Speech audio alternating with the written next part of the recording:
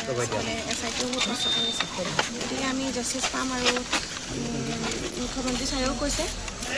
আমি সকলো আশাবাদী আৰু সোনকালে হ'লে আৰু বেছি ভাল পাম আৰু শেখৰ গোস্বামীয়ে যি অভিযোগ কৰিছে সেই অভিযোগ আপুনি সঁচা বুলি ভাবেনে যে বিষয়টো কি আছে একো নাজানো মই আৰু এতিয়া মই যোনখিনি ক'ব লগা আছে ক'লোৱে আৰু এতিয়া বৰ্তমান নক'লে মানে কোৰ্টত গৈ পেলাই এডমিছিবল নহ'ব সেইটো কাৰণে বাকী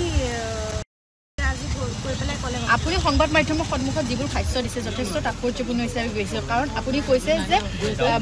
আগতে জুবিন গাৰ্গে বেছি সুৰাপান কৰিলে তেওঁ বাধা দিছিলে কিন্তু যেতিয়াৰ পৰা পইচাৰ হিচাপ বিচৰা হৈছে তেতিয়াৰ পৰা অলপ বাধা দিয়াত তেওঁ কেয়াৰ লোৱাটো অলপ বন্ধ হৈ গৈছে